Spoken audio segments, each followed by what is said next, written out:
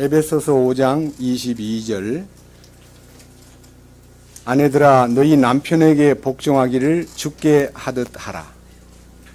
이는 남편이 아내의 머리됨이 그리스도께서 교회의 머리되심과 같기 때문이라. 그분은 그 몸의 구원자시니라.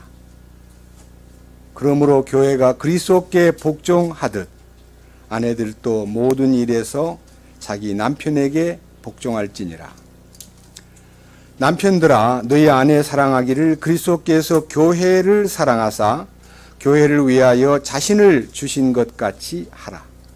이것은 그분께서 말씀을 통해 물로 씻음으로 교회를 거룩히 구별하고 정결하게 하려 하심이요 또 그것을 점이나 주름이나 그런 것이 없는 영광스러운 교회로 자기를 위해 제시하려 하심이며 교회가 거룩하고 흠이 없게 하려 하심이라. 이와 같이 남자들도 마땅히 자기 아내를 자기 몸같이 사랑할지니 자기 아내를 사랑하는 자는 자기를 사랑하느니라. 지금까지 아무도 자기 육체를 미워한 적이 없고 오히려 그것을 양육하고 소중히 여기기를 주께서 교회에게 하신 것 같이 하나니 우리는 그분의 몸과 그분의 살과 그분의 뼈들에 속한 지체들이니라. 이런 까닭에 남자가 자기 아버지와 어머니를 떠나 자기 아내와 결합하여 그들 둘이 한 육체가 될지니라. 이것은 큰 신비니라. 그러나 내가 그리스도와 교회에 대하여 말하노라. 그럼에도 불구하고 너희 각 사람이 자기를 사랑하듯 개별적으로 자기 아내를 사랑하고 아내도 주의하여 자기 남편을 존경할지니라. 33절까지 말씀을 읽었습니다. 잠깐 기도드리겠습니다.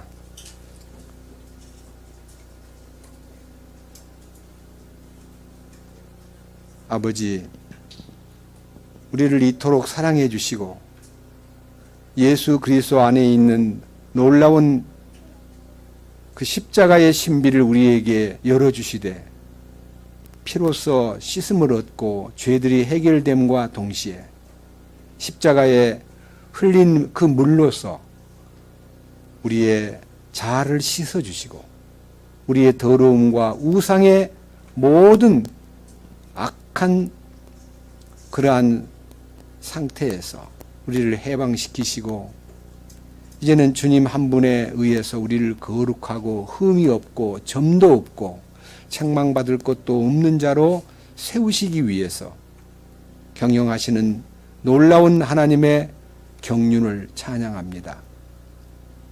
오늘 이 시간에도 이 거룩한 말씀을 통해서 우리 주님께서 우리에게 나타내시고자 하시는 뜻과 우리가 살아가는 동안에 진정으로 가정을 어떻게 이끌어갈 것인가, 남편은 어떻게 해야 될 것인가, 아내는 어떻게 살아야 될 것인가, 이러한 근원적인 윤리가 우리 성령님의 도우심에 의해서 완전히 정체성을 되찾고 우리 자신들이 주님 안에서 참된 순종을 배울 수 있도록 이끄시옵소서.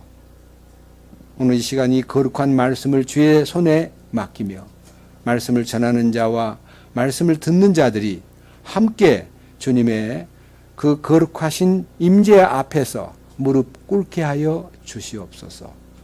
우리 주 예수 그리스도의 이름으로 기도드렸습니다. 아멘.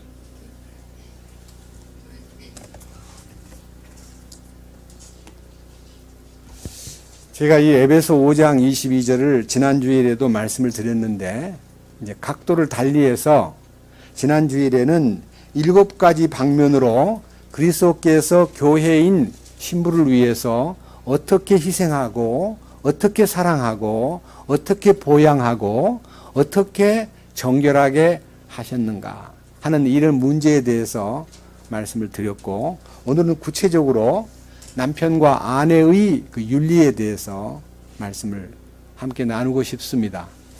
성경을 보면서 제 마음속에서요 굉장히 큰 하나의 의문이라 할까 하나의 숙제가 풀렸습니다. 무엇인가 하면요, 이 에베소서를 기록한 사도 바울은 서기 62년에 로마 감옥에 있을 때에 에베소 교회에다가 편지를 보냈는데, 지금으로부터 딱 2000년이 넘은, 그러니까 사도 바울이 역사가들의 역사 기록에 의하면 몇 년생이냐 그러면요, AD 1년생이라고도 하고 AD 4년생이라고도 하니까요, 약간 나이 차이가 있긴 하지만요, 예수님보다 한 4살 정도 어린 그 나이에, 그러니까 20대 때 주님을 만났고, 그가 67살 때, 이제 서기 1년생이라고 이제 한다면 67살 때 세상을 떠났습니다. 그러니까 이게 이제 환갑이 조금 지난 나이에 이 에베소 교회에다가 편지를 보냈는데, 저는 이제 제가 어떤 의문을 가졌느냐 하면은, 결혼도 안 해본 사람이 부부 관계를 어떻게 아냐. 여러분, 결혼도 안 한 남자한테 60살 넘은 총각한테 가가지고 부부 사이의 문제를 좀 의논하려고 왔습니다. 그러면 나는 여자를 상대를 안 해봐가지고 몰라. 여자 관계를 안 한 사람이 여자 관계를 얘기했다는 것은, 이것은 지식이 아니냐. 이것은 하나의 어떤 알고 있는 그 경험 없는 말이 아니냐, 이런 생각이 들 수가 있다 이거예요.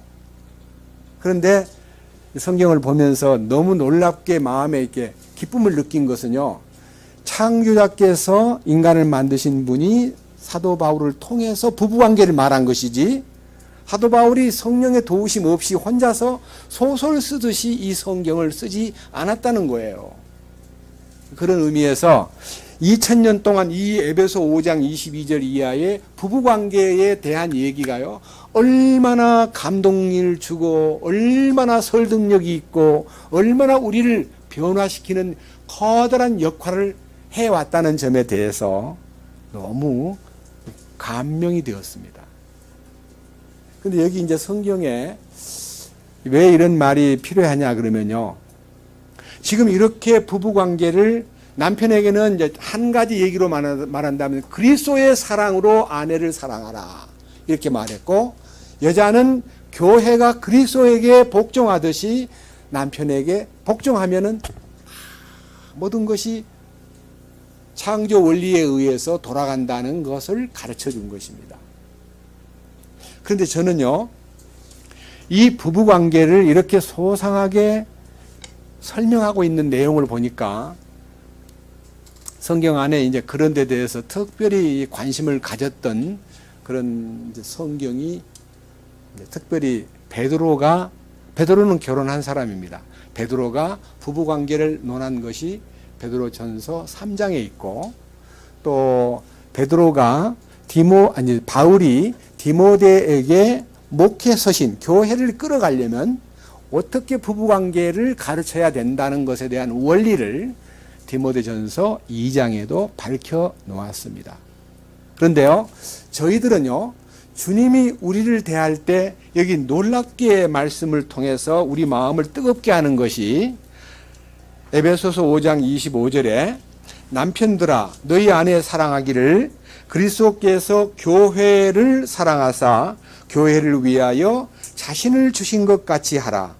이것은 그분께서 말씀을 통해 물로 씻음으로 교회를 구별하고 정결하게 하려 하심이요, 또 그것을 점이나 주름이나 그런 것이 없는 영광스러운 교회로 자기를 위해 제시하려 하심이며, 교회가 거룩하고 흠이 없게 하려 하심이라. 자, 그런데 이제 우리 자신의 근본으로 돌아가 보면요, 우리가 어떤 사람이냐 이거예요.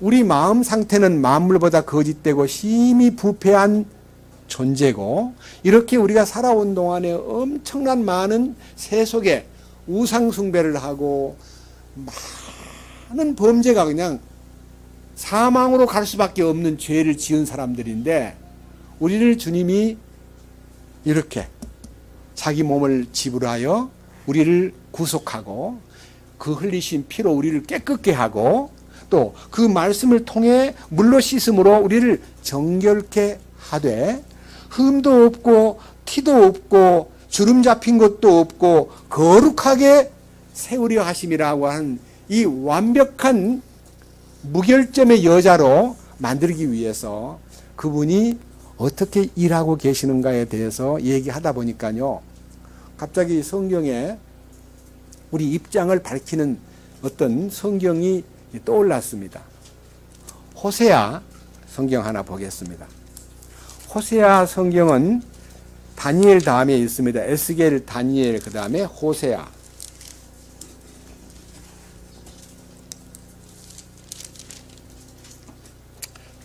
3장입니다. 호세아 3장을 읽기 전에 호세아서의 개요를 한번 보겠습니다. 1장 2절입니다. 호세아 1장 2절. 호세아로 말미암은 주의 말씀의 시작이라. 주께서 호세아에게 이르시되 가서 행음하는 아내를 취하고 행음으로 인한 자식들을 취하라. 그 땅이 주를 떠나 크게 행음하였느니라 하시니라. 이 말은요, 호세아의 아내가 집을 나가가지고 다른 남자하고 관계를 맺어서 음란한 자식들을 낳은 거예요. 이 음란한 자식이 바로 호세아의 마음속에 굉장히 화가 나고, 이혼하기 바깥에 나가서 음행했다는 거 하나로는 용서가 되지만 애까지 여럿이 나가지고 용서할 수 없는 입장에 처해 있는 호세아의 아내를 주님께서 호세아에게 이렇게 명령을 내립니다. 3장 1절입니다. 그때 주께서 내게 이르시되, 그러니까 호세아야 하고 불러서 다른 신들을 바라보고 포도주 병을 사랑하는 이스라엘 자손을 향한 주의 사랑에 따라 또 가서 자기 친구에게 사랑받는 여인, 그러나 가늠한 여인을 사랑하라 하시니라. 그러니까요, 네 아내가 내 친구인 이방 사람, 그러니까 다시 말하면 나하고 상관없는 어떤 남자한테 눈이 어두워가지고 나가서 바람을 피고 사는데, 외도하고 사는데 그 여자를 사랑하라는 거예요. 그 여자 이름이 고멜이라는 여자입니다. 그 다음 보세요. 2절. 이에 내가 은 15개와 보리 1호멜과 보리 반 호멜로 나를 위해 그녀를 사고, 그녀를 데리고 오기 위해서는요, 손해배상을 해야 되기 때문에 여기에 은 15개와 보리 1호멜과 보리 반 호멜로 그녀를 샀다가 하는 말은요, 그 남자한테다가 보상하고 여자를 데리고 옵니다. 그 다음 3절. 그녀에게 이르기를 너는 많은 날 동안 나를 위해 거하고 창녀짓을 행하지 말며 다른 남자를 위하지 말고 그처럼 나도 너를 위하리라 하였으니. 그러니까 다른 남자하고 관계를 맺고 사는 고멜에게 이제는 내게로 돌아와서 이제 더 이상 창녀짓을 하지 말고 나와 같이 살자. 나는 너를 사랑하겠다. 이렇게 말을 합니다. 4절. 이는 이스라엘 자손이 많은 날 동안 왕도 없고 통치자도 없고 희생물도 없고 형상도 없고 에봇도 없고 드라빔도 없이 거하다가 그 뒤에 이스라엘 자손이 돌아와 주 자기들의 하나님과 자기들의 왕 다윗을 찾고 마지막 날들에 주와 그분의 선하심을 두려워할 것이기 때문이라. 이 말은 이스라엘 민족을 두고 한 말이다. 나를 따라 음행한 선택받은 이스라엘 민족이 애굽을 섬기고 바벨론을 섬기고 혹은 여러 가지 그 이방 나라의 우상을 섬기던 그들을 내가 다시 불러다가 내가 그들의 왕이 되고 그들은 나의 아내가 된다는 이야기다. 이 호세아서는요, 하나님의 사랑이 이스라엘 민족을 통해서 설명되는데 그 견본을 호세아라는 대언자를 통해서 그의 아내인 고멜을 용서하고 다시 데리고 들어오는 모습을 그려놓은 한편의 아주 놀라운 제2의 아가사라고 할 수 있는 성경입니다. 우리는 누구냐 이거예요. 우리는 순결한 처녀로 주님에게 중매된 여자가 아니고 사실은 너무 더럽고 복잡하고 과거가 너무 심히 용서할 수 없는 상태에 빠져있던 우리들을 예수님이 피로 씻고 그 다음에 그의 존재를 십자가의 능력으로 깨끗게 한 다음에 자기 앞에 영광스러운 신부로 세우기를 원하셔서 이렇게 호세아서에도 말씀을 이렇게 기록해 놓은 것입니다. 구약 성경의 여호수아 또 여기 나타나 있는 호세아, 예수 이 말은 다 똑같이 동의어입니다. 똑같이 구원자라는 뜻입니다. 그래서 이 호세아를 통해서 하나님의 구원의 섭리를 보여주었기 때문에 우리가 깨끗해서 깨끗해진 것이 아니라 정말 더럽고 누추한 죄인을 주님이 우리를 먼저 피로 깨끗게 하고 그 다음에 우리의 마음과 우리의 혼을 성령의 역사를 통해서 깨끗게 한 다음에 너는 나의 신부가 되어야 된다고 신부를 만들어가는 거예요. 그렇기 때문에 우리는요, 우리들이 결혼해가지고 한 부부가 되었을 때요, 저 여자가 과거에 나하고 만나기 전에는 어떤 과거가 있을까 하고 주시하고 따져보고 저울질하고 혹은 뭐 여러 가지 과거의 기록들을 뒤져보고 이렇게 여자의 과거를 따지려고 마음을 먹기 시작하면 그 가정은 파괴되는 것입니다. 또 여자도 남편에 대해서 참으로 머리 대신 예수 그리스도의 거룩함과 능력이 그분에게 있다고 하는 잠재력을 믿고 그냥 따라가면 되는데 그 남편의 과거를 자꾸 헤비기 시작하면 두 사람 사이가 멀어지는 것입니다. 제가 어저께 인터넷에 들어가 가지고 세계 사람들의 이혼 상황을 인터넷에서 이렇게 살짝 체크해 봤더니요, 그래서 깜짝 놀랐어요. OECD 국가 중에서 최고 이혼율이 많은 나라가 미국인데 51%입니다. 그 다음에 노르웨이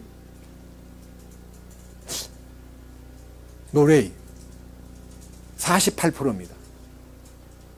그 다음 한국 47.4%입니다. 한국의 이혼율이. 100명이 결혼을 했는데, 100쌍이 결혼했는데, 1000쌍이 결혼했는데, 474쌍이 이혼을 하는 거예요.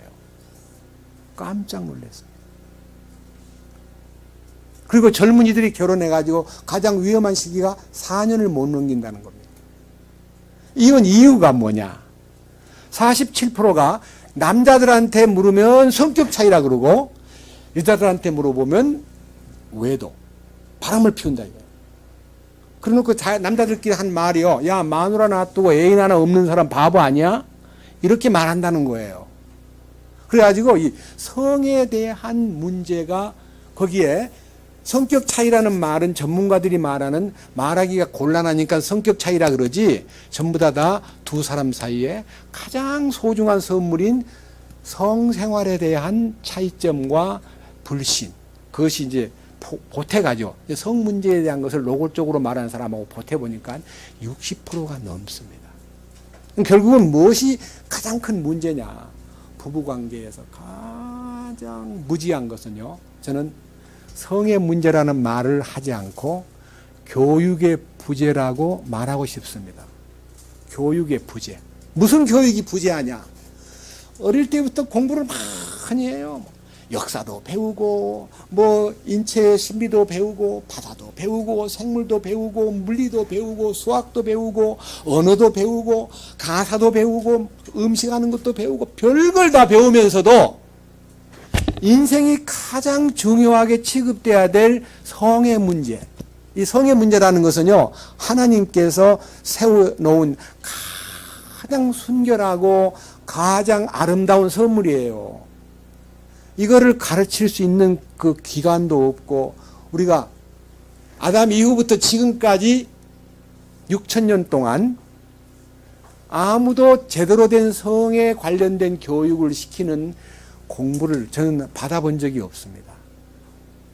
그런데 그러기 때문에 성경에서 이 교육의 중요성을 뭐 학교 교육, 뭐 주부 교육, 무슨 뭐 각종 취미 교육, 군대 가면 군사 교육, 무슨 뭐 회사 가면 사원들을 위한 특별 교육, 사원 교육, 간부 교육, 뭐 교육이 많잖아요.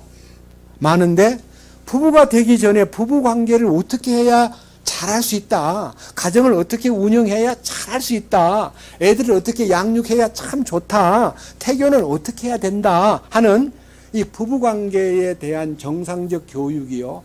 너무너무 쉽게 말하면 시킨다고 해도 피상적이고 알짜배기를 가르치지 않기 때문에 이렇게 세상이 파탄에 빠지게 되지 않았는가 하는 것을 느끼게 되었습니다.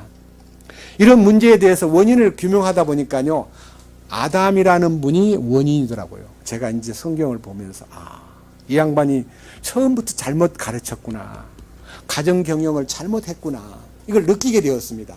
자, 예를 든다면, 창세기 2장 보십시다.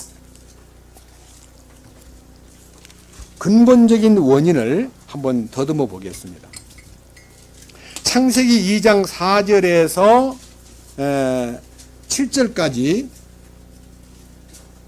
아담이 어떻게 지음받았는가 하는 하나님이 아담을 만드신 말씀이 기록되어 있습니다. 그 가장 결론이 7절입니다. 주 하나님께서 땅의 흙으로 아담을 지으시고 생명의 숨을 아담의 콧구멍에 불어넣으시니 아담이 살아있는 혼이 되니라. 이게 이제 아담이 창조된 내용입니다. 아담이라는 말은 man, 남자라는 뜻입니다. 아담은 사람입니다. 그러니까 사람을 만들 때 하나님이 그를 만들어 가지고 그 다음에 이제 8절 보니까 8절부터 17절까지 에덴 동산에 아담을 거기에서 살게 하셨고 에덴 동산 안에 있는 모든 것을 관리하고 충만하게 지배하도록 아담을 에덴 동산에 입주시켰습니다.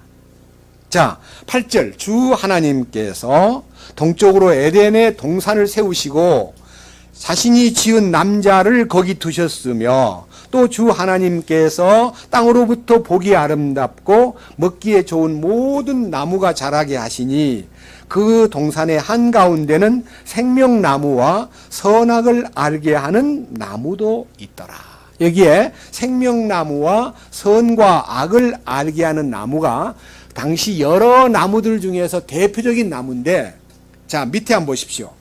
15절에 주 하나님께서 남자를 데려다가 에덴의 동산에 두시고 그것을 가꾸고 지키게 하셨더라. 그러니까 에덴 동산의 관리인으로 아담을 세우신 겁니다.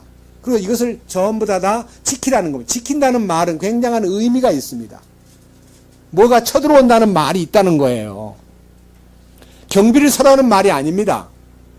관리하라는 뜻입니다. 밑에 보십시오. 16절 주 하나님께서 남자에게 명령하여 이르시되, 명령이 떨어졌습니다.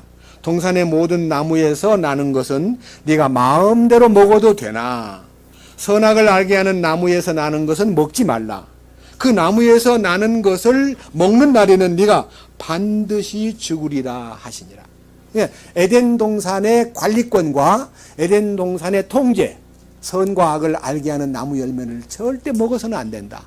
먹는 날에는 반드시 죽는다. 이렇게 명령을 내렸습니다. 이 명령은 아담이 혼자 받은 겁니다. 왜냐? 그 다음 18절에서 여자를 만든 내력이 나오는데, 자, 하나님께서 아담의 합당한 조력자를 만들기 위해서 아담을 깊이 잠들게 한 후에 21절 주 하나님께서 아담을 깊은 잠에 빠지게 하시니 그가 잠들매 그분께서 그의 갈비뼈 중에 하나를 취하시고 그것 대신 살로 채우시며 주 하나님께서 남자에게서 취한 그 갈비뼈로 여자를 만드시고 그녀를 남자에게로 데려오시니, 그러니까요 이제 여자가 하나 나타났습니다. 그러니까 너무너무 아름답고 마음에 드니까요 이가 이렇게 얘기하기를 아담이 23절에서 이렇게 말합니다. 이제 내 뼈 중에 뼈요 내 살 중에 살인 여자가 나타났구나. 너를 남자인 나에게서 취하였으므로 여자라 부르리라 하니라. 그래서 이 하와가, 이 이브가 여자로서의 그 아름다움을 다 완벽하게 지니고 있는 세계에서 가장 미인입니다. 사실은 그렇게 관계가 엄청 좋았습니다. 그러면 그를 데리다가 하나님이 명령을 내린 에덴 동산의 모든 축복을 얘기해주고 저 중앙에 있는 선과 악을 알게 하는 나무 열매를 먹으면 하나님이 죽는다 그랬어. 절대 먹으면 안 돼. 알았지? 교육을 시켜야 돼요. 근데 교육을 시켰는가 안 시켰는가의 내용은 결과론적인 내용을 보아서 교육을 희미하게 시킨 거예요. 뭐라고 시켰냐 그러면요. 저거 만지면 안 돼. 알았지? 저거 따먹으면 또 안 된단 말이야. 저거 먹으면 죽을지 몰라.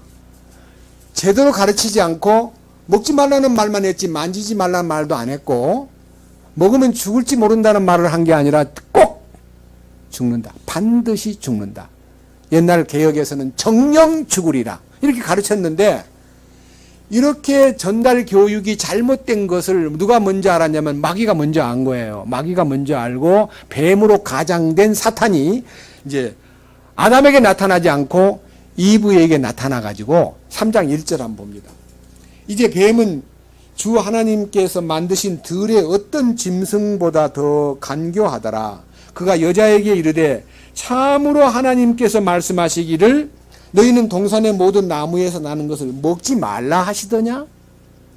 질문을 해도 애매모호한 질문을 함으로써 이브를 혼돈하게 만든 거예요. 하나님이 말씀하시기를 동산 안에 있는 모든 것을 마음대로 따먹되 선과 악을 알게 하는 저 나무의 열매는 먹어서는 안 된다. 먹는 날에는 꼭 죽는다. 이렇게 가르쳤는데 희미하게 말을 받아놓고 이 마귀의 약간 혼돈스러운 질문을 받고는요.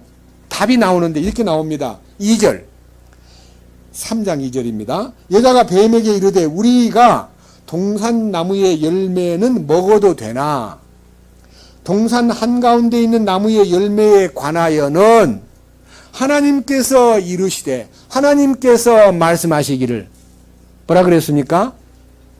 너희는 그것을 먹지도 말고 만지지도 말라 너희가 죽을까 염려하노라. 하나님 그렇게 말씀하셨습니까? 너 이걸 먹으면 죽을지 몰라. 근데 먹으면 너 큰 걱정거리가 되는 거야. 이렇게 걱정스럽다고 말한 거 아니에요. 결코 먹어서는 안 된다. 먹으면 반드시 죽는다. 이렇게 말씀하신 말씀을 희미하게 답을 하니까 마귀는 그 흠을, 그 약간의 틈새를 이용해가지고 여기 보세요. 4절. 뱀이 여자에게 말하기를 너희가 절대로 죽지 않는다. 절대로 죽는다 그랬는데 절대로 안 죽는다. 이제 말씀을 딱 뒤집어 버린 거예요. 5절 말을 만들어냅니다. 너희가 그것을 먹는 날에 너희 눈이 열리고 너희가 신들과 같이 되어 선악을 알 줄을 하나님이 아시느니라. 이걸 먹으면 하나님처럼 될까봐 못 먹게 한 거야. 너 이걸 먹으면 하나님처럼 된단 말이야. 이렇게 해가지고 여자로 하여금 호기심을 불러일으켜가지고 그 다음 6절 여자가 보니 그 나무가 먹기에 좋은 눈으로 보기에 아름다우며 사람을 지혜롭게 할 만큼 탐스러운 나무이므로 나무같이 보임으로가 아니에요. 그냥 마음에서 그렇구나. 그러니까 못 먹게 하였구나 하면서 그 나무 열매를 따서 먹고 자기와 함께한 남편에게도 주매 그도 먹었다 하는 것입니다. 이거는 원인이 뭡니까? 교육 부재입니다. 잘못 가르친 거예요. 철저하게 가르치지 아니한 거예요.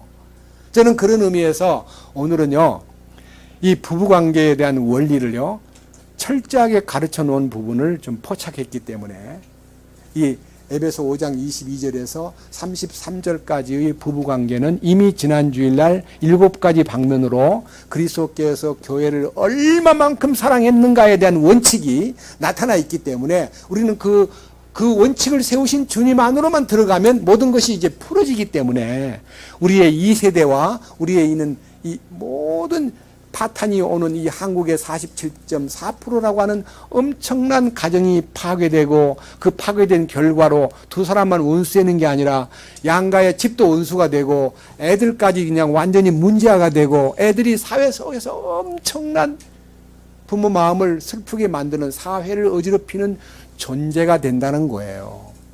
이런 의미에서 가정을 제대로 지켜나가려면은 하나님이 세우신 소위 말하는 가정교육, 기본적인 가정교육을 우리는 알아야 됩니다. 저는 그 부분에 대해서 성경에서 가장 중요한 부분을 3,500년 전에 세워놓은 가정 원리를요, 여러분 앞에 감히 선포하고, 그리고 우리들이 그런 부분에 대해서 하나님의 뜻을 알면요, 애들을 어떻게 가르쳐야 되겠구나, 어떻게 도와야 되겠구나, 결혼 전에 어떻게 해야 된다는 걸 알려줘야 되겠구나, 결혼 후에는 어떻게 해야 된다고 알게 해줘야 되겠구나, 이런 부분에 대해서 기본적인 부부관계의 원리를요, 말씀으로 밝히겠습니다. 신명기 22장입니다. 신명기 22장.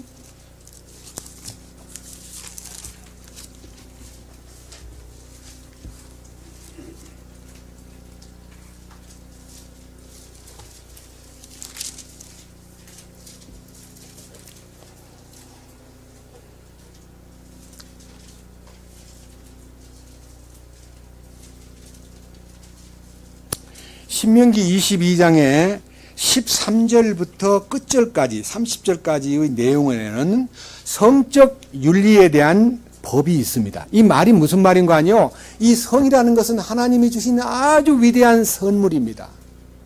이 세상에서 하나님이 주신 선물 중에서 어떤 면에서는 가장 소중하게 다루고 가장 깨끗하게 취급할 것이 성에 관련된 질문입니다. 탈무드에 두 가지로 성을 다루었습니다. 하나는 성은 물이다. 성은 물과 같다 그랬습니다. 여러분, 물은요, 마시면 시원하고 물로서 우리 생활의 필수적인 모든 것이 물로부터 시작이 됩니다.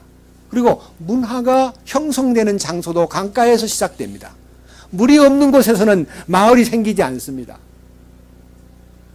사막에 가서도 오아시스 근방에 나무가 있고 거기에 마을이 생깁니다. 물이 없는 곳에는 사람이 살 수가 없습니다. 물은 깨끗게 하고 시원하게 하고 물은 어마어마하게 좋은 것입니다. 풍성케 하는 것이 물입니다. 근데 만약 물이 범람해가지고 홍수가 나면 막 쓸어버립니다. 밭도 쓸어버리고 집도 쓸어버리고 나무도 넘어뜨리고 그리고 막 가재도구도 다 둥둥둥 띄워가지고 그냥 바다로 그냥 몰고 가버립니다. 홍수가 나면 파괴가 이루어집니다. 성이 하나님이 주신 법칙 안에서 순리적으로 움직일 때는요, 생산과 사랑과 깨끗하게 함과 힘을 돋구는 것과 거기서 자녀가 생기고 거기서 사랑이 확인되고 엄청난 축복이 오는데 이것이 막 집을 바깥으로 넘쳐나 버리면 사회를 멸망시키는데 소돔 고모라와 같은 현상이 생기게 만드는 것입니다. 지금 여러분들은 여러분이 성의 범람을 소돔 고모라를 안 가봐도 여러분 스마트폰에만 들어가 봐도 엄청난 사탄의 공작이 성을 통해서 너무 구체화되고 있다는 것을 느낄 수가 있습니다. 그런 의미에서 성윤리에 대하여 이렇게 말했습니다. 자, 들어보세요. 13절. 어떤 사람이 아내를 취하고 그녀에게 들어간 뒤에 그녀를 미워하여 그녀를 비방하는 말을 만들고 그녀에게 누명을 씌워 이르되 내가 이 여자를 취하고 그녀에게 들어갔을 때 그녀가 처녀임을 보지 못하였노라 하면, 남자가 자기 아내 결혼해가지고 첫날 밤을 지낸 다음에 소문을 내는 거예요. 여자가 처녀가 아니다. 이 여자가 처녀가 아니다. 여러분, 처녀가 인가 아닌가를 어떻게 알아요? 밑에 보세요. 15절. 그 젊은 여자의 아버지와 어머니는 그 젊은 여자가 처녀임을 보여주는 표들을 취하여 성문에 있는 도시의 장로들에게로 가지고 가서 젊은 여자의 아버지가 장로들에게 이르기를 내 딸을 이 사람에게 아내로 주었는데 그가 그녀를 미워하며 그녀를 비방하는 말을 만들어 이르기를 내가 네 딸이 처녀임을 보지 못하였노라 하였으나 보라 내 딸이 처녀임을 보여주는 표들이 이것이라 하고 그들이 그 옷을 도시의 장로들 앞에 펼 것이니 그러면 그 도시의 장로들은 그 사람을 붙잡아 징계하고 그가 이스라엘의 처녀에게 누명 씌운 것으로 인하여 그에게서 은 100세겔을 벌금으로 받아 그 젊은 여자의 아버지에게 줄지니라. 그녀는 그의 아내가 될지니 그는 평생 동안 그녀를 버리지 못하리라. 그러니까요, 누명을 씌워가지고 처녀 아니라고 막 덮어 씌워도 처녀인 표만 딱 제시하면은 결단코 버리지 못할 평생의 책임을 져야 될 아내가 되고 벌금으로 장인 집에, 그러니까 이 딸의 아버지한테다가 100세겔의 은을 벌금으로 바치는 것이 법으로 정해졌다 그랬습니다. 여러분 물어봅시다. 처녀성이 어떻게 표현됩니까? 자리, 이 시트, 잠자는 자리 밑에다가 여기다가 옷자락을 펴는 거예요. 옷자락을. 그러면 첫날 밤을 보낼 때 그 처녀의 몸에서 피가 흘러서 그 옷자락에 적셔 있는 그 표가 처녀라는 것을 증거하는 표입니다. 자, 그런데 밑에 보세요. 20절. 그러나 이 일이 참되어 그 젊은 여자에게서 처녀임을 보여주는 표들이 없거든. 그들이 그 젊은 여자를 그녀의 아버지 집 문으로 끌어내고 그녀의 도시 사람들이 그녀를 돌로 쳐서 죽일지니 이는 그녀가 자기 아버지 집에서 창녀짓을 행하고 이스라엘 안에서 이 어리석은 짓을 행하였기 때문이라. 너는 이같이 너희 가운데서 악을 제거할지니라. 처녀인 표가 없는 거예요.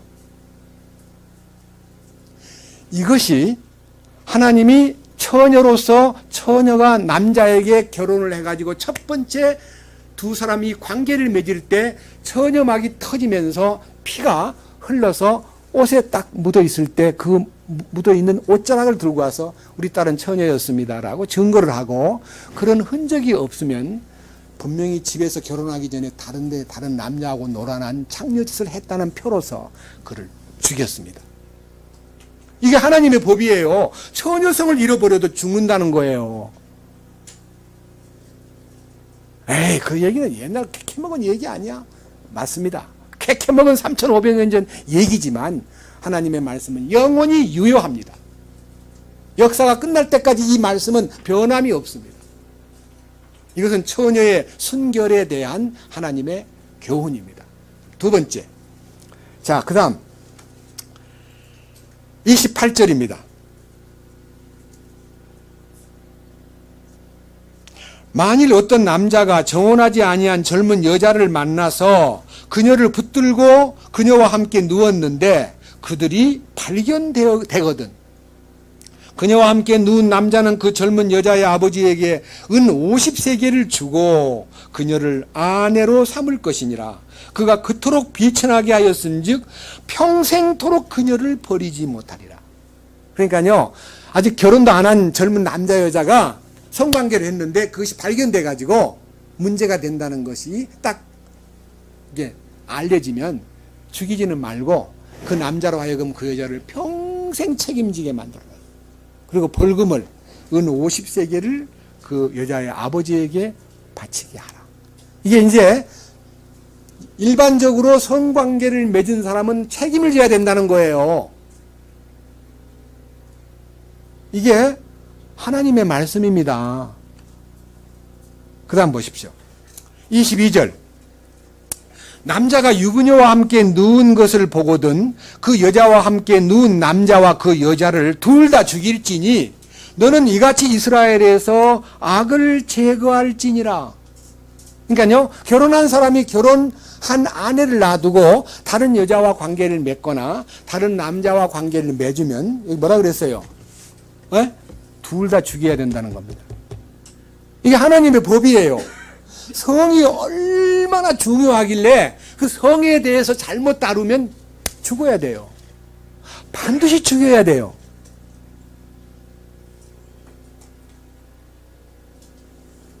보통 얘기가 아니에요.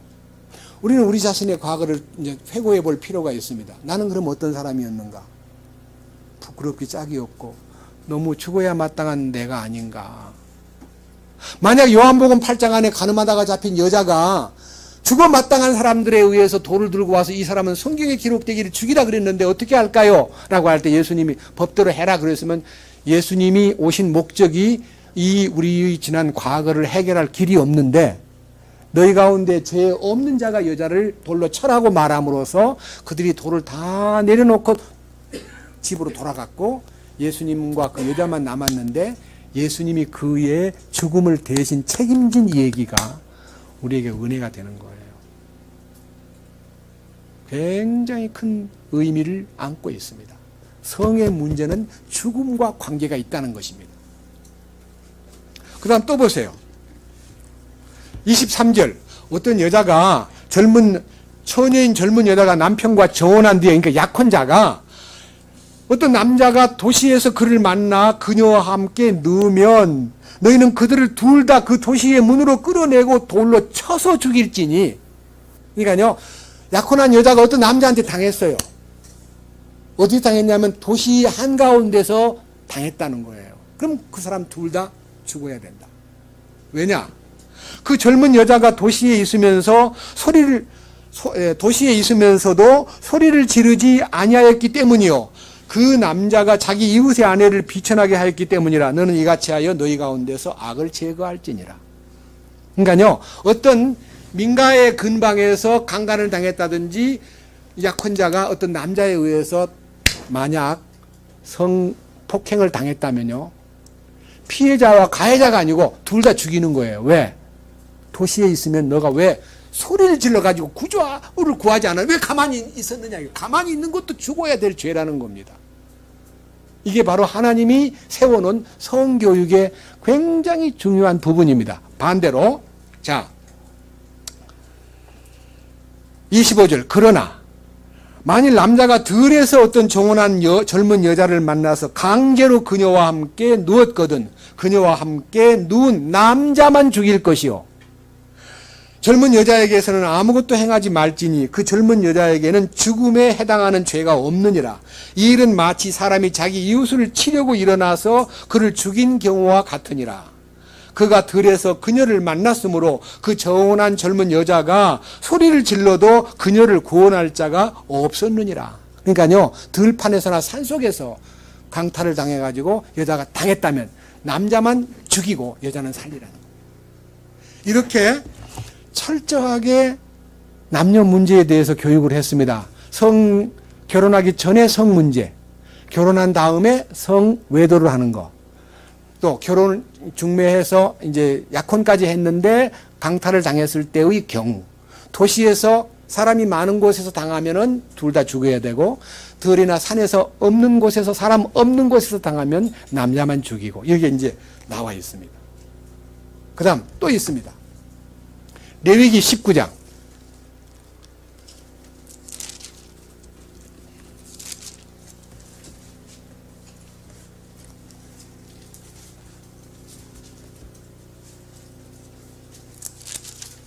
레위기 20장이군요. 미안합니다. 레위기 20장.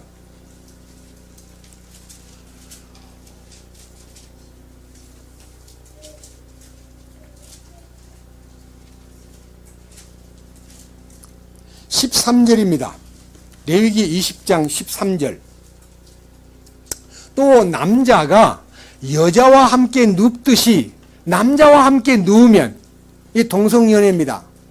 여자하고 관계를 맺는 것이 하나님의 뜻인데, 남자 여자가 관계를 맺는 것이 성에 대한 윤리인데, 남자가 남자로 더불어 잠을 자고 둘 다 거기서 동성애를 하면 어떻게 해요?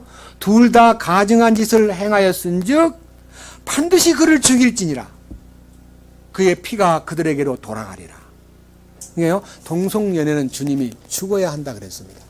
근데 지금요, 선진국은 동성연애에 대해서 다 좋아하고 지지하고 법으로 만들고, 지금 한국도 동성연애에 대한 견해 관계 때문에 서울시장도 동성연애를 지지하는 사람이 되어버렸고, 서울시 광장에서 동성연애 무슨 캠페인을 벌리는데 장소를 허락한다 함으로써 아주 굉장히 시끄러워져 있는 이 시기에 동성연애가 얼마나 나쁘냐 하는 것은요, 요게 지금 3,500년 전에 이 말씀을 하셨는데 로마서 1장에 보면요. 남자가 남자로 더불어 부끄러운 일을 행하며 저희의 그릇 때문에 상당한 보응을 받았느니라는 말씀이 있습니다. 동성연애는 죽어야 마땅한 죄라는 것입니다. 그 다음 또 하나. 아주 무서운 얘기입니다. 또 하나. 레위기 20장 15절.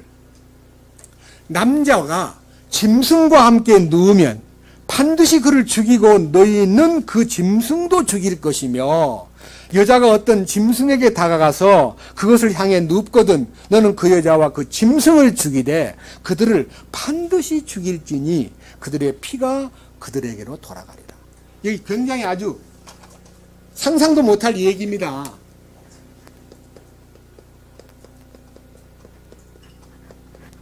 이게 짐승 숫자입니다. 예? 금수가 버러지만 또 못한 놈들, 이 숫자가 짐승 숫자예요. 여기에 수음이라 그래요. 수음. 짐승하고 성교를 맺는 것이 수음이에요. 요새는 젊은 여자들이나 남자들이 결혼 안 해가지고 혼자 사니까요. 고양이나 개 혹은 막 도마뱀 뭐 별별 짐승들을 집에 기르는데 자기의 성도구로 짐승을 사용하는 사람들이 있다는 것을 저는요 몇 차례 보도를 들은 적이 있습니다.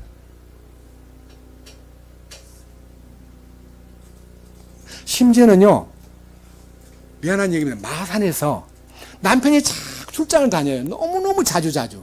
아마 남편이 군인인가 봐요. 집에 잘 안 들어와요. 그러니까 너무 외로운 여자가 개를 한 마리 길르는데 너무너무 애완용 이쁜 개를 품고 잠을 잤어요. 그런데요 얼마나 개를 사랑했길래 밤중에 집에 도착한 남자가 몸을 깨끗하게 씻고 이 침대 위로 올라가니까 개가 와서 그 남자를 물어버린 거예요. 거기에는 말 못할 사연이 들어있습니다. 표현을 못하겠습니다. 다시 말하면 여기에 남자나 여자가 수음을 하면 둘 다 죽이라는 거예요. 이게요 동성연애도 수음도 결혼 전에 성행위도 결혼한 후에 바람 피우는 것도 죽어야 마땅한 죄라는 겁니다. 선악을 알게 하는 나무 열매를 따먹으면 죽는다고 하는 그 결정하고도 똑같이 이 성의 문제에 개입이 되면 반드시 죽어야 됩니다. 그런데 아까 읽었던 성경 하나 또 한 보시겠습니다. 아까 보던 성경이 어디서부터 온 얘기냐 하는 것을 말씀드리기 위해서 아까 신명기 22장 잠깐 다시 돌아가서 보겠습니다.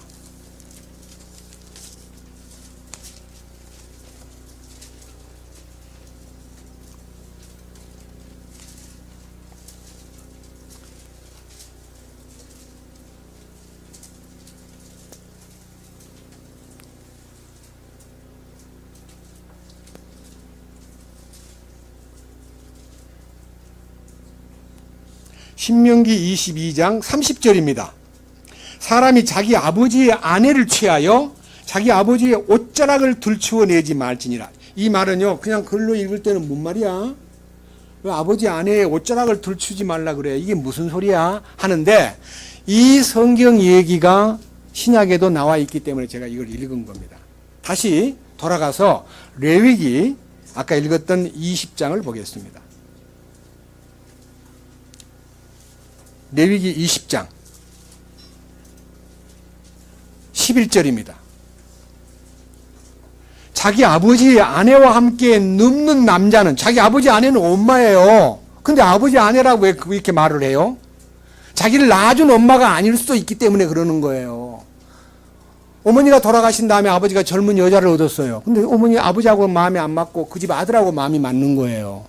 그래서 아버지의 아내와 함께 눕는 남자는 자기 아버지의 벌거벗음을 드러내었은즉 둘 다 반드시 죽일지니 그들의 피가 그들에게로 돌아가리라. 또 남자가 자기 며느리와 함께 누우면 둘 다 반드시 죽일지니 그들이 혼돈을 일으켰으므로 그들의 피가 그들에게로 돌아가리라. 이렇게요, 질서가 완전히 깨어진 성행위를요, 며느리하고 관계를 맺고 또 엄마라는 사람하고 관계를 맺고 이렇게 해가지고 이 혼돈을 일으키고 바로 하나님 보실 때에 너무너무 수치스러운 일들을 벌린 사람은 무조건 사형입니다.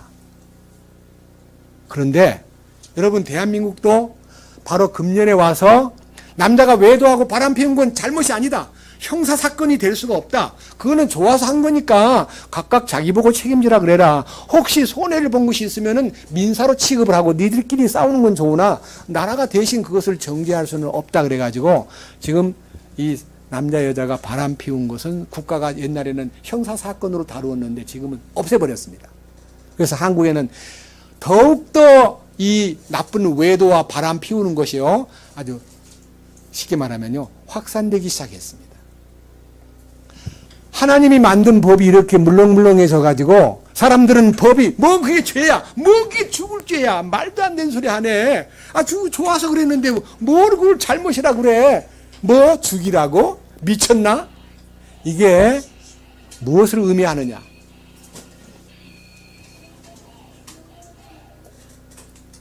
예, 뭐 조금 그래도 놔두세요. 예, 너무 때리지 말고. 예, 조금 그래도 제가 이해하겠습니다. 우리 애도 그러는데 뭐. 예, 먹을 걸 좀 주세요. 먹을 거. 그러면요, 먹는 거 집중하도록. 애들은 노는 것이 자기 자유인데. 자, 잠깐만요. 이 습관이 어디에서 왔냐 그러면요, 레위기 20장 22절. 어디서부터 이 습관이 왔냐면요, 그러므로 너희는 내 모든 법규와 내 모든 판단의 법도를 지켜 행하라. 그리하여야 내가 너희를 데려다가 거하게 하는 이 땅이 너희를 토해내지 아니하리라. 너희는 내가 너희 앞에서 쫓아내는 민족의 풍습대로 걷지 말라. 그들이 이 모든 일을 행하였으므로 내가 그들을 몹시 싫어하였느니라. 이게 무슨 말이냐? 이스라엘 민족을 왜 가나안 땅에 데리고 왔습니까? 원래 그 땅은 가나안 땅 7족이 차지했던 가나안 족속이 따로 있었습니다. 근데 창세기 15장에 보면 아브라함한테 약속을 하기를, 그 아모리 족속들이 아직까지 죄가 관영하지 않기 때문에 400년 동안은 애굽에 보냈다가 너희를 훈련시켜 가지고 400년 후에는 그 가나안 땅을 쓸어버리겠다 그랬습니다. 왜? 이 죄가 넘치기 때문에. 그러니까요, 이 성의 도가 너무너무 극악해지면 그 동네를 쓸어버립니다. 그것이 대표적으로 폼페이 혹은 소돔 고모라 혹은 우리도 마찬가지입니다.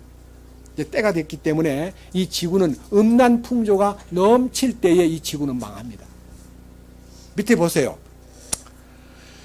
24절. 그러나 내가 전에 너희에게 이르기를 너희가 그들의 땅을 상속하리라. 내가 그 땅 곧 젖과 꿀이 흐르는 땅을 너희에게 소유로 삼게 하리라 하였나니 나는 너희를 다른 백성으로부터 구별한 주 너희 하나님이니라.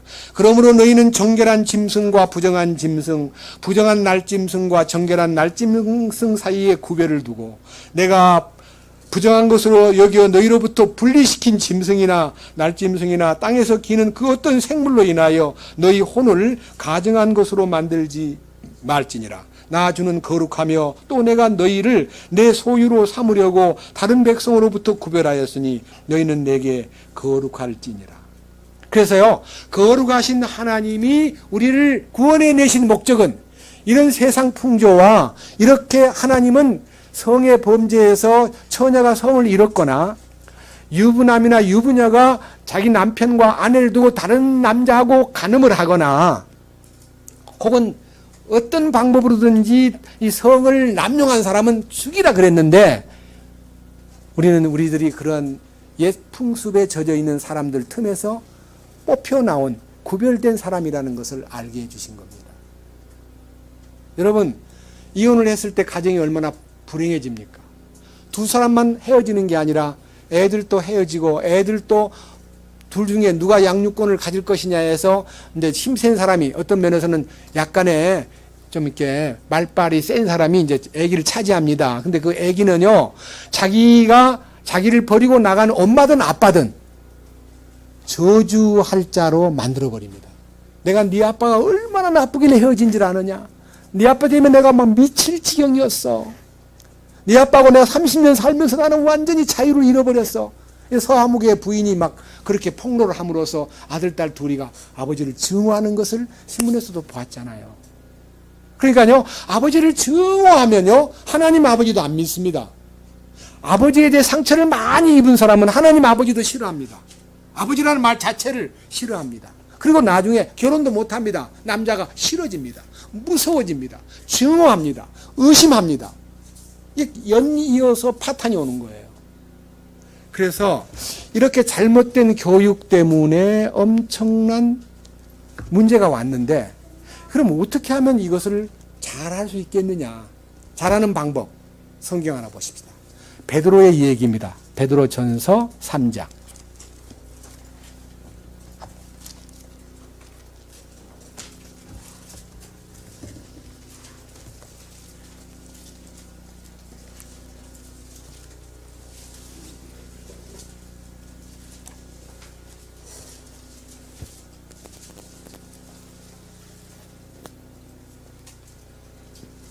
(7절입니다) 남편들아, 이와 같이 너희도 지식에 따라 그들과 동거하고 아내를 더 약한 그릇이요 또 생명의 은혜를 함께 상속받을 자로 여기고 존중하라.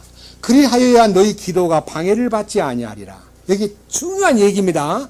남편들아 하는 말은요, 구원받은 형제들을 대상으로 남편 된 자들아, 아내들과 함께 너희가 동거하기 전에, 그러니까 아내들과의 생활을 같이 하기 전에 지식을 따라 그들과 동거하라는 그 지식을 따라라는 말이요, 결혼하기 전에 부부관계라든지 자녀 교육이라든지 아내에게 정보를 제공할 책임을 너가 성경에서 철저히 배워가지고 성교육이나 가정교육은 세상에는 없다. 하나님 말씀에만 있으니 너희들이 그걸 잘 터득해 해서 철저하게 이 법도를 지키면 네 가정이 주님의 놀라우신 축복이 넘치는 가정이 된다. 그러나 네가 이러한 기본적 도덕률을 지키지 못하고 네 마음대로 성을 남용하거나 네 마음대로 결혼한 후에도 이쁜 여자를 보면 눈이 돌아가거나 이런 믿는 사람의 마음속에서 이런 나쁜 행위가 나타나면 하나님이 그런 사람을 어떻게 취급했냐 그러면요, 성경의 한 부분만 보아도요 굉장히 냉정하게 표현한 부분이 두 군데가 있는데요. 먼저 이 말씀을 잡고 지식을 따라 아내와 동거하고라는 말을 가르쳐주기 위해서 이제 몇 방면의 말씀을 보겠습니다. 고린도 전서 5장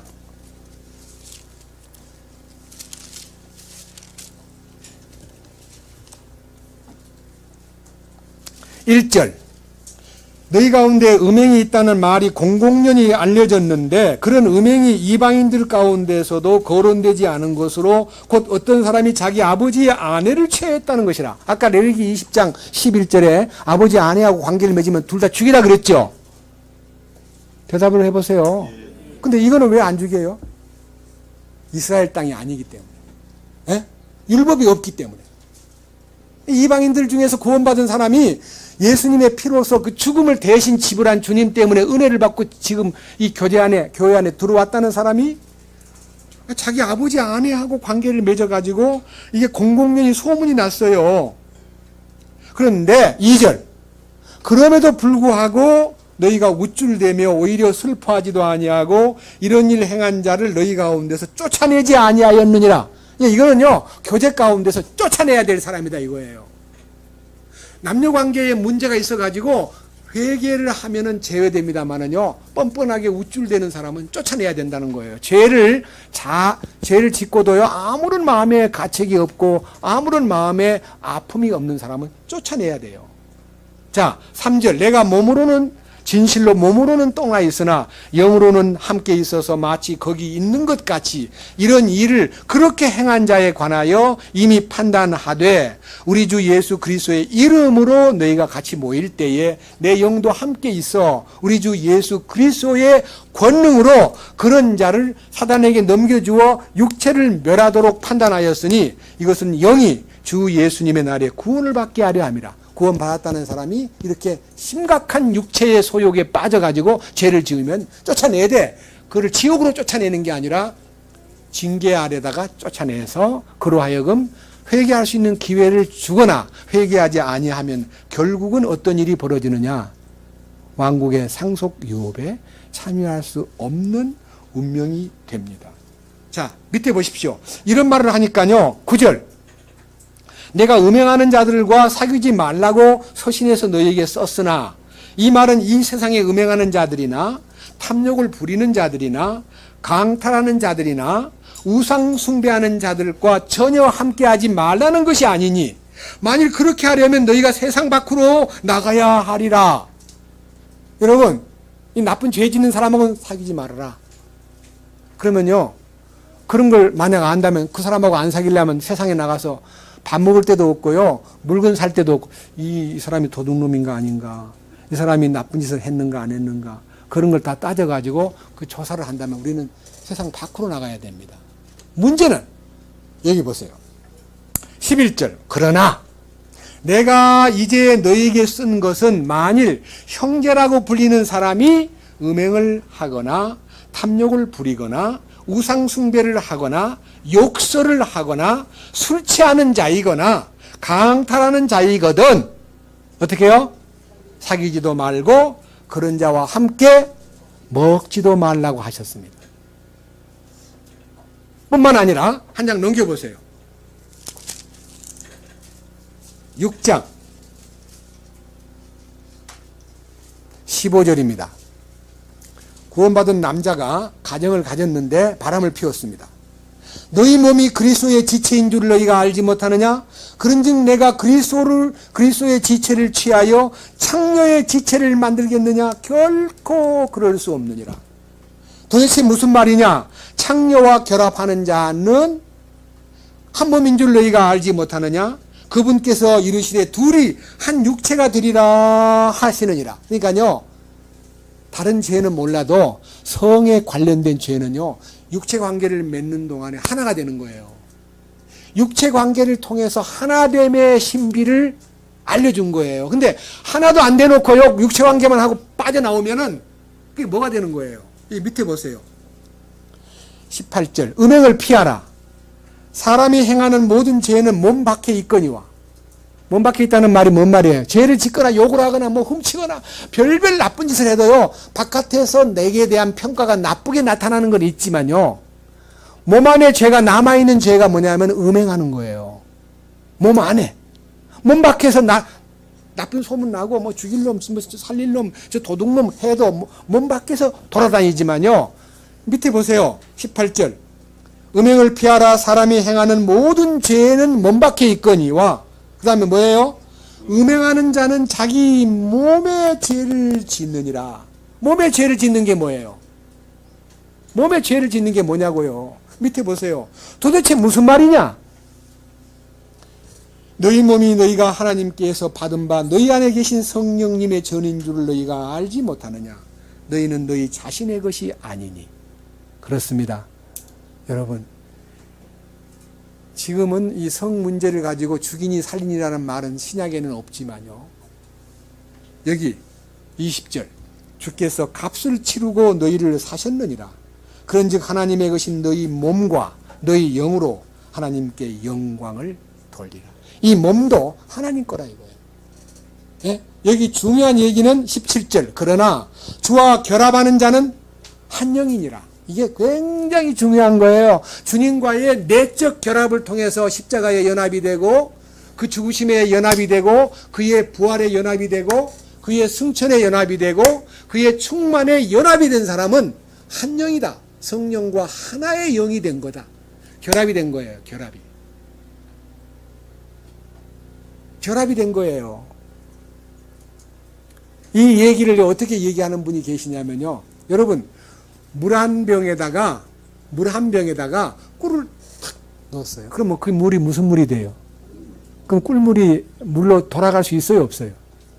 아니, 나 꿀 싫어. 돌려줘. 그러면 꿀물하고 물하고 분해시킬 수 있어요, 없어요? 하나가 돼버렸어요. 그와 같이 우리 주님이 생내적인 우물물에서 당신이 생명의 말씀으로 포도즙이 되게 만든 것은요, 물과 포도즙이 하나가 된 거예요. 그것도 순수한 포도즙이 된 거예요. 주님의 능력으로. 그게 변화예요. 우리는 주님과 하나됨으로 큰 변화가 왔습니다.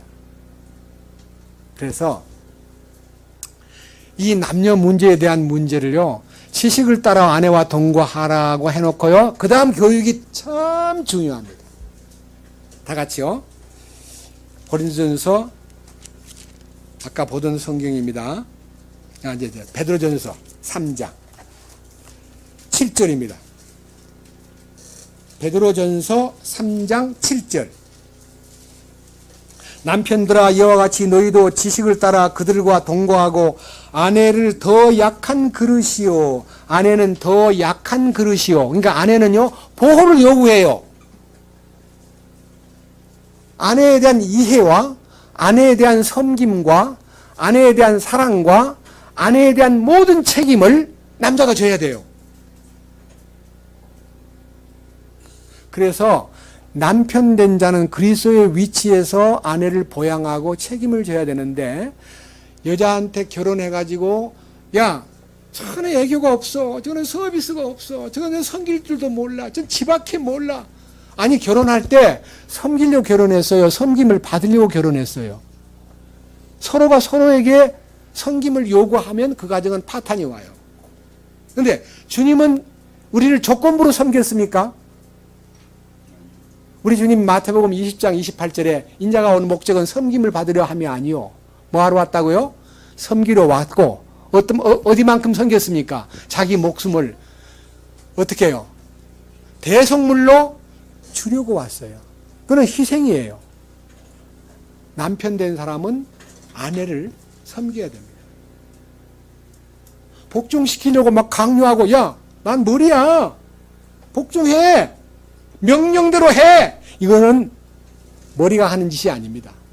여러분, 언제 머리가 몸 보고 막 복종해 해서 복종합니까? 저절로 복종하잖아요. 왜? 사랑하니까. 사랑의 힘이 복종을 생산합니다. 사랑이 먼저 주어지면 저절로 복종은 나타나게 되어 있습니다. 뿐만 아니라 에베소 5장 보십시다. 어떻게 나와 있냐면요, 저절로 나타나는 현상을 이렇게 표현했습니다.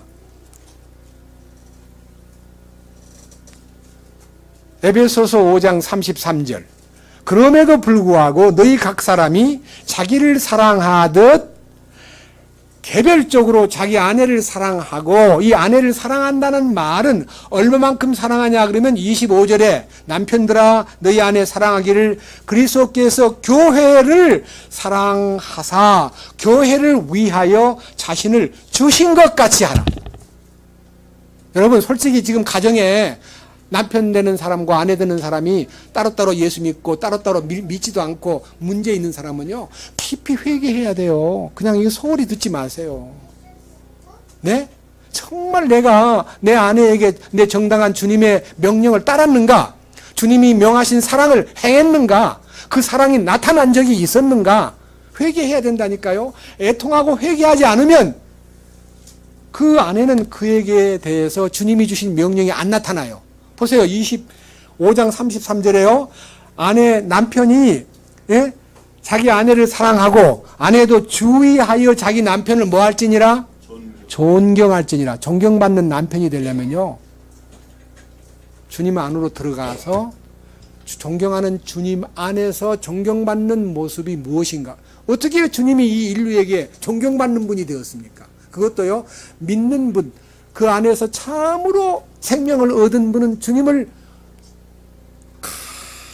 가장 존경합니다.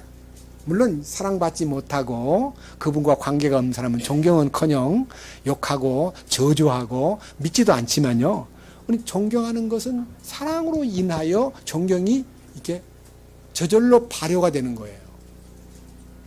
그런 면에서 우리가 그 음란하고 더러운 죄 가운데 살던 고멜이요, 호세아의 하나님 명령을 따라서 그 아내를 속전을 주고 사가지 와서 그대여 나는 그대를 사랑하겠소, 그대는 나에게 흠과 티가 없는 여자여 하고 사랑해 주니까요, 과거가 너무 더러웠던 그 고멜이요, 그 남편을 위해서 일생을 바치는 거예요.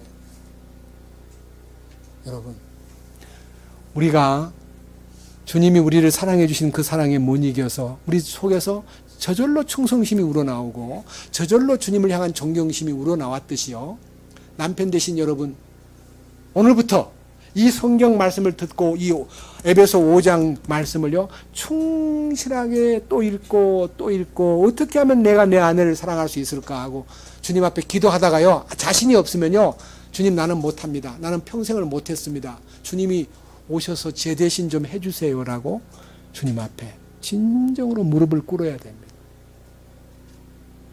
그때 주님의 놀라우신 손길이 가정에 나타나게 됩니다. 다시 봅니다. 베드로전서 5장, 베드로전서 3장 7절. 남편들아 이와 같이 너희도 지식에 따라 그들과 동거하고 아내를 더 약한 그릇이요 또 생명의 은혜를 함께 상속받을 자로 여기고 존중하라. 아내를 존중하라는 겁니다. 존중한다는 말에 대한 의미는요 존중할 내용이 있으니까 존중하고 존중할 내용이 없으니까 존중 안 하고가 아닙니다. 무조건 존중해야 돼요. 왜? 주님이 상속자로 정해놨다는 거예요. 나만 상속권자로 기분이 좋아가지고 왕국의 상속권자라고 그냥 속으로 뻐기는 것이 아니라 나의 사랑하는 아내에게도 상속권을 허락했는데 이자가 상속을 받도록 내가 어떻게 이자를 끌어올리느냐, 업을 시키느냐는 것은요 남편 책임이에요. 아내도 마찬가지예요. 내용은 마지막 얘기입니다. 남편 된 도리를 다 못할 때 어떤 일이 벌어지느냐. 그리하여야 너희 기도가 방해를 받지 아니하리라. 여러분 기도가 방해를 받는다는 말이 뭔 말입니까? 기도가 안 되는 거예요. 기도가 안 된다는 말이 뭔 말입니까? 기도는 하나님과의 대화입니다. 하나님과 통화하는 거예요. 하나님과 통화가 안 된다는 말은 여러분의 마음이 어둡고요 문제가 생기고 성질이 나고 누구하고 부딪히고 누구하고 문제를 주고 누구 마음에 상처를 입히고 하면요 기도가 안 되는 거 당연해요. 그 중에서 아내와 남편 사이의 관계가 제대로 안 된 사람은 제대로 하나님과 기도가 안 되게 돼 있습니다. 그럼 어떻게 해야 됩니까? 아내와 빨리 풀어야 됩니다. 이 일을 위해서 주님 앞에 매달려야 됩니다. 저는 여기 계신 우리 형제자매들 가운데 정상적인 가정도 있지만 정상적이지 못한 부부관계에 처한 분들이 계십니다. 삼가 주님의 이름으로 부탁합니다. 이후에 어떻든 내가 주님 앞에 엎드려야 됩니다. 그 다음 보십시오.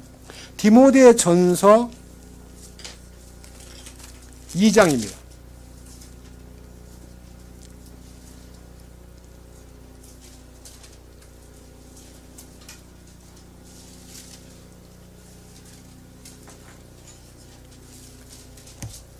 디모데 전서 2장 8절.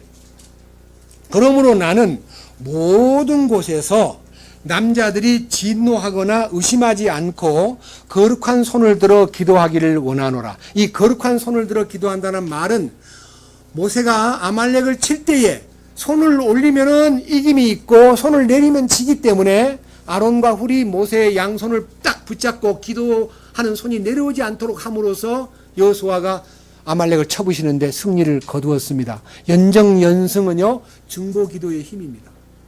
그런데요 여기요 모든 곳에서 남자들이 진노와 의심하지 않고 진노와 의심이 있으면요 기도가 안 됩니다. 성질을 내거나 마음에 의심이 생기면 기도가 안 돼요. 의심이 뭐예요? 형제를 의심하거나 어떤 상대방을 의심하거나 교제를 의심하거나 마음속에서 불신이 생기는 것이 의심하는 거 아니에요? 못 믿어. 나는 그 사람 못 믿겠어. 나 그 사람 싫어. 마음에 의심이 생기면은 기도가 안 되는 거예요. 그래서요, 거룩한 손을 들어 기도한다는 말은요, 손을 든다는 말은 주님 앞에 항복하는 거예요. 겉으로만 손 드는 거 가지고 안 됩니다. 주님, 나는 할 수 없습니다. 주님이 하셔야만 됩니다. 이것이 남성으로서 중대하게 해야 될 일입니다. 자, 그런데 그러면 여자들은 어떻게 해야 되느냐? 밑에 보세요. 9절. 디모데전서 2장 9절. 또한 이런 식으로 여자들도 단정한 옷으로 자기를 꾸미되 얌전하게 맑은 정신으로 하고 장식한 머리나 금이나 진주나 값비싼 옷으로 하지 말며, 여자가 남자들이 어떤 회합에 나가든 어떤 교제에 나가든 간에 뭐 금양식이나 뭐 값비싼 옷이나 무슨 진주로 목걸이를 거는 거나 이런 자기를 꾸미는 일에 관심을 너무 갖지 말고 10절 오직 하나님의 성품을 고백하여, 그러니까 주님의 성품이 나타남으로, 그 말이에요. 주님의 온유와 겸손이 나타남으로 여자들에게 합당한 행위가 바로 그거다. 이거 하나님의 성품을 나타내는 것이 가장 아름다운 화장이고 가장 아름다운 단장을 하는 거다. 그 다음 11절 여자는 전적으로 복종하며 조용히 배울지니라. 오직 나는 여자가 가르치거나 남자에게 권위를 행사하는 것을 허락하지 아니하노니 다만 조용할지니라. 그래서 여자들은 교제 가운데서요 가능하면 조용한 것이 주님의 뜻입니다. 왜냐? 이유가 있습니다. 13절 이는 아담이 먼저 지어지고 그 뒤에 이브가 지어졌으며 또 아담이 속지 아니하고 여자가 속아 범법 가운데 있었기 때문이에요. 두 가지 이유입니다. 여자는 남자에게서 나왔고 여자가 먼저 사단에게 꼬임을 받아가지고 실패의 운명을 만들었는데 여러분 이 실패의 운명이 얼마만큼 심각해졌는가 생각해 보십시다. 첫째, 제가요 실패의 원인 중에 가장 큰 원인이 하나님이 나타나서 아담아 너 왜 그걸 먹었느냐 그러면요 제가 명령받은 것을 제대로 수행하지 못했음을 용서해 주십시오. 제가 우리 이브한테 잘못 가르쳐가지고 제가 희미하게 전달했는가 봐요. 제 책임입니다. 이렇게 말해야 되는데요. 창세기 3장에 보면 하나님이 저한테 준 저 여자가 먹어 따먹고 나한테 준 거예요. 저 여자 때문에 그래요 하고 책임을 전가하는 핑계를 댑니다. 핑계. 이 핑계가 가정을 파탄에 빠뜨립니다. 무슨 문제가 생기면요 내 때문입니다 라고 해야 기회가 오는데 저 사람 때문입니다 하면은요 그때부터 그 가정은 파탄이 옵니다. 그 후 아담과 이브는 에덴 동산에서 추방됩니다. 그래가지고요 남자는 남자대로 땀을 흘리고 수고해야만 먹을 것이 생기고 여자는 해산의 고통을 안고 고통 속에서 세월을 보냅니다. 그것이 이제 운명인데 고통의 운명으로 살게 되는데 불행하게도 그 아담과 하와가 에덴에서 추방된 후 얼마 안 돼가지고 그 아담 가문의 살인죄가 그 가문 자기 집안의 살인죄가 나타났습니다. 아들이 자기 동생을 죽인 거예요. 아담의 집에 다른 뭐 마을 동네 사람도 없고 다른 뭐 이웃이 없는데 오직 아담과의 한 가정에서 생긴 자녀들이 있었는데 그중에 자기 집안에서 살인죄가 발생했습니다. 이 얼마나 원통하고 슬프고 얼마나 충격적인 사건이겠습니까? 창세기 4장에 가인이 아벨을 죽여버렸습니다. 그 다음에 뭐라 그럽니까? 하나님이 아벨의 피소리를 듣고 가인아 너 네 아우가 어디에 있느냐 그러니까 하는 말이 얼마나 거짓말이에요. 뻔뻔하게. 내가 뭐 내 아우를 지키는 자입니까? 나 몰라요. 이러는 거예요. 거짓말하는 거 거짓말. 그래서 하나님을 도전하고 원망하고 하나님에 대해서 불신한 마음이 생기면 어떤 운명에 처해지느냐. 창세기 4장. 이런 운명에 빠집니다. 창세기 4장입니다.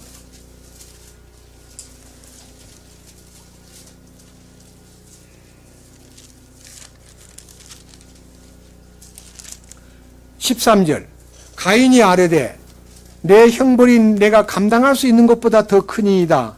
보소서 주께서 이날 지면으로부터 나를 쫓아내셨은즉 내가 주의 얼굴을 떠나 스무리이다. 이 말은요 에덴에서 쫓겨난 것만 아니라 또 쫓겨나는 거예요. 또 쫓기는데 어디에 쫓기느냐. 살인죄를 짓고 형제를 죽인 사람은 쫓기는 운명에 빠지는데 쫓기는 운명. 이게 이제 정말 인생입니다. 쫓기는 운명에 빠지는데 어떻게 쫓기느냐. 밑에 보세요. 네? 14절 보소서 주께서 이날 지면으로부터 나를 쫓아내셨사온즉 내가 주의 얼굴을 떠나 스무리이다. 내가 땅에서 도망하는 자가 되고 막 도망다니는 운명이 되는 거예요. 여러분 도망다니는 사람이 뭐예요? 돈에 쫓기고 빚에 쫓기고 일에 쫓기고 사람한테 쫓기고 환경에 쫓기고 심지어는요 하나님 앞에서 막 도망다니는 운명이 되니까요 그 다음 쫓기는 사람은 뭐가 된다 그랬어요? 방랑하는 자가 된다. 방랑. 예? 이거 유리방황하는 거예요. 그 다음에 자기를 만나는 사람마다 누구로 보여요? 예? 나를 죽일 것 같은 거야. 나를 죽일 것 같아. 자기가 죽여놓고요. 막 죽음을 두려워하는 거예요. 이게 인생이에요. 남을 죽여놓고 도망다니는 사람이 뭘 두려워해요? 당당히 자기가 사람을 죽였으면 죽어 마땅한데도요, 안 죽으려고 도망다니는 거예요. 죽기를 무서워하는 거예요. 왜? 하나님의 심판대 앞에 나가기 때문에.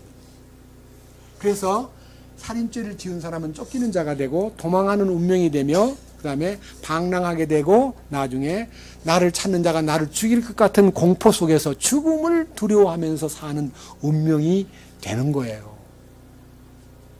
그런 면에서 이 가정에 제대로 된 교육을 시켜야 되는데 여자관계와 이 성 문제에 대해서 하나님이 세우신 가장 기본적인 틀을요, 여러분 마음속에다 지니고 사시기 바랍니다. 이것이 결론입니다. 잠언 6장입니다. 잠언 6장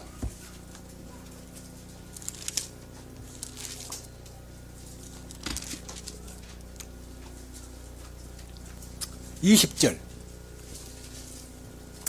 내 아들아, 내 아버지의 명령을 지키고 내 어머니의 법을 버리지 말며 그것들을 계속해서 내 마음에 두고 묶어두고 내 목에 메어두라.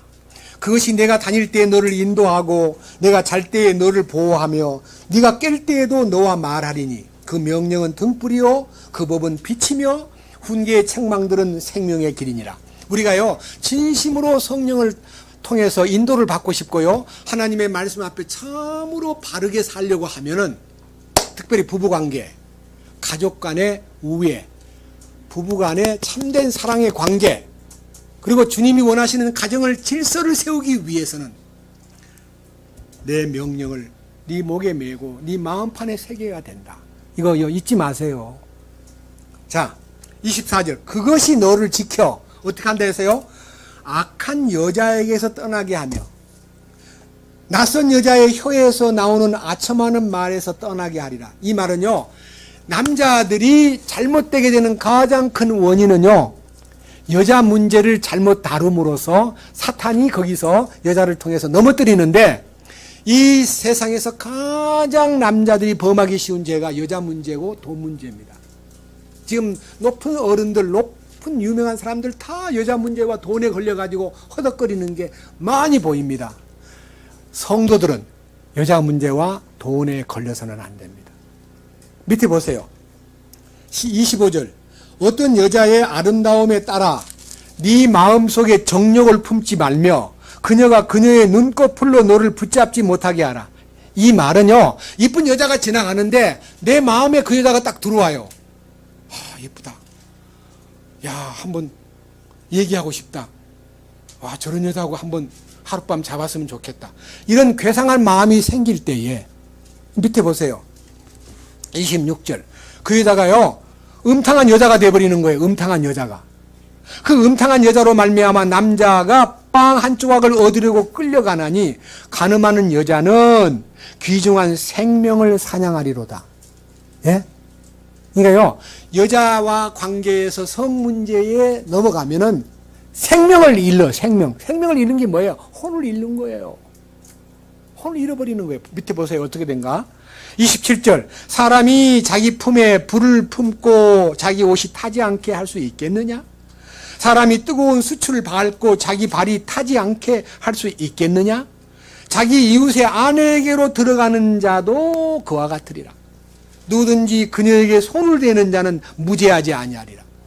남녀 문제에 대해서요, 나의 아내와 손잡고 가는 거, 나의 아내와 마음껏 두 사람이 포옹하고 어떤 방법으로 어떤 식으로 두 사람이 만지고 가까이 해도 문제가 안 되는데요, 남의 여자의 손만 잡아도 문제가 된다는 거예요. 자, 30절. 만일 도둑이 줄일 때 자기 혼을 만족시키려고 도둑질하면 사람이 그를 멸시하지는 아니하느니라. 그러나 그가 들키면 7배를 갚아야 하리니 그가 자기 집의 모든 재산을 주어야 하리라. 그러나 누구든지 여자와 간음하는 자는 명철이 부족한 자니라. 그것을 행하는 자는 자기 자신의 뭘 망하게 한다고요? 혼을 망하게 한다. 혼이 망하면 어떻게 되겠어요? 지옥은 안 갑니다. 혼이 망한다고 지옥 가는 거 아닙니다. 영이 살아있기 때문에 혼이 망하게 되면요, 상성유업에서 제외돼가지고 하나님이 바깥 어두움에 던져버립니다. 거기서 뭐를 느낍니까? 수치와 부끄러움, 씻을 수 없는 상처와 불명예와 치욕을 거기서 느끼게 됩니다. 밑에 보십시오. 33절. 상처와, 이 상처는요, 남녀 문제의 상처는 두 사람 간의 관계만 아니라 그로 인해서 아내가 상처를 입고, 그로 인해서 자식들이 상처를 입고, 그로 인해서 친구들이 상처를 입고 엄청난 트라우마가 발생합니다. 상처를 입고 그 다음에 뭐가 돼요? 그 다음 뭐예요? 예? 불명예를 얻는 거예요. 불명예. 평생 쌓아두었던 신용과 명예가 다 추락됩니다. 우리나라에 국회의장 하던 사람이 골프 치러 가가지고 시시한 캐디한테다가 못된 짓을 해가지고 사람들이 나 그런 적 없어요. 그러니까요, 대부분 사람들이 미친놈 그러더라고요. 저게 무슨 국회의장까지 한 놈이야? 불명예가 딱 덮어 씌워버려요. 뭐라 그랬어요? 마지막 얘기는요, 자기의 치욕을 어떻게 해요? 예, 주님 앞에도 못 씻어요. 주님 앞에서. 한 남자의 경로는 질투이므로, 이 한 남자의 경로가 누구예요? 결국은 주님이셔요. 예? 그 집 남편도 물론 경로해가지고 우리 마누라 만진 사람을 가만히 안 두지만요. 예? 내 마누라에게 관계를 맺은 사람 어떻게 해요? 화가 나니까 죽일 수도 있고요. 진짜 연장 들고 가서 찍을 수도 있지만요. 그런 식의 방법은 범죄가 범죄를 이렇게 낳는 거지만요. 우리 주님이 경로하신 거예요. 그때 그는 주님의 사랑이 질투로 바뀌면서 어떻게 해요? 원수를 갚는 날에는 그를 어떻게 한다고요? 용서가 안 되는 거예요. 용서가. 구약에 그 많은 성의 문제가 죽어야 마땅하다 그랬는데 주님이 죽음을 지불한 후는 용서합니다. 근데 그럼에도 불구하고 그를 무시하고 그따위 행동을 하면 용서하지 않습니다. 그 다음 이 35절. 어떤 대속물도 중히 여기지 아니하며 네가 많은 선물을 줄지라도 그분이 만족하지 않을 뿐 아니라 쉬지 않는다는 말은요, 분노를 쉬지 않으리라 그랬습니다. 이런 정상적인 부부 사이의 관계가 처녀 때부터 지켜오고 가정을 가진 후에도 정상적인 부부관계를 유지함으로써 에베소 5장 22절에 있는 부부관계의 정상적인 길이 열리는 겁니다. 저는 이 부분에 대해서 우리 형제 자매님들이 교육이 부재한 현재 상황에서 말씀 안에는 3,500년 전부터 혹은 이 잠언은 3,000년 전에 기록되었습니다. 기록된 성경들이 우리를 이미 가정교육을 받도록 성교육을 받도록 해놨는데 이 말씀을 소홀히 여긴 죄로 많은 사람들이 교회 가운데도 어제 제가 통계를 보니까요, 교인들도 이혼을 많이 한답니다. 엄청나게 큰 문제입니다. 안 믿는 사람이 이혼하는 건 문제가 너무 크다고 느끼지만요, 믿는 사람이 문제를 안고 이혼하는 것은 너무너무 충격적입니다. 그 중에서 제일 많은 부부가 기독교래요. 오히려 불교보다 천주교보다 기독교, 신교가 더 이혼율이 높습니다. 슬픈 일 아니에요? 가짜 예수쟁이들이에요. 우리는 진실로 주님이 우리에게 요구하는 깨끗한 성을 지니는데 이 성이 얼마나 깨끗이 보존돼야 되냐 하면요, 하나만 더 보고 마치겠습니다. 히브리서 13장입니다. 결혼이라는 것이 얼마나 중요한 거냐. 주님이, 하나님이 인간을 당신의 짝으로 만들기 위해서 우주를 창조하고 지구를 만들었기 때문에 이 결혼이야말로 이 세상에서 가장 존귀한 행위라 그래요. 결혼은 가장 존귀한 행위라 그랬습니다. 13장 4절. 결혼은 뭐라 그랬습니까? 모든 것 가운데 존귀한 것이요. 그러니까 이 세상에서 가장 존귀한 일은 결혼입니다. 그러므로 잠자리를 더럽히지 말아야 하거니와, 부부관계의 침실을 더럽히지 말라. 네가 더럽힌 행동을 하고 네 마누라를 만지면 더러워지는 거다. 그래서 음행을 일삼는 자와 간음하는 자들은 하나님께서 뭐 하시리라? 심판하시리라. 아주 특별하게 명령을 내렸습니다. 존귀한 결혼을 우리가 하나님 앞에 절대로 더럽히지 않는 그런 관계가 되고, 정상적인 그리스도의 사랑이 남편의 마음에 깊이 심기어서 실행하게 하고, 아내의 존경심과 복종하는 마음이 주님을 향하는 마음처럼 남편을 향할 때 성령께서 그 가정에 축복을 내리고 그 자녀들에게도 축복을 내리실 것을 확실히 믿습니다. 주님을 찬양합니다. 주님 감사합니다. 우리는 과거에 너무나 어리석어서 이러한 아름다운 성의 교육을 받지 못한 채 우리 자신들이 너무 어리석게 살았습니다. 그러나 우리 주님을 깨닫고 이 부부의 원리가 주님의 사랑의 원리 안에서 공급된 것임을 믿고 우리는 주님 안에서 참된 사랑을 실행하기를 갈망합니다. 주님이 이 모든 것을 주셨은즉 이 모든 일을 이루시옵소서. 우리의 지난 날을 용서해 주시고 즉시 달려가 사랑하는 아내와 화해하고 용서를 구하고 주님의 마음으로 돌아가도록 이끄시옵소서. 우리 교제 가운데 많은 가정이 불완전한 상태로 교제 가운데 나와 있는 분이 많습니다. 아직도 아내가 구원받지 못한 상태에서 죄사함은 받았다 하면서 이 거룩한 대열에 함께하지 못하는 그러한 아내들이 많습니다. 주님 불쌍히 보시고, 사랑하는 아내가 이곳에 나오지만 남편이 이곳에 나오지 않고 따로따로 사는 사람들도 있습니다. 그 마음을 주께서 만져주시고 우리 자신들이 온전하신 주님의 온전함 안에서 가정이 구제되고 자녀들도 구제되고 사랑하는 남편과 아내가 함께 이 영광된 왕국 복음에 동행할 수 있도록 이끄시옵소서. 우리 주 예수 그리스도의 이름으로 기도드렸습니다. 아멘.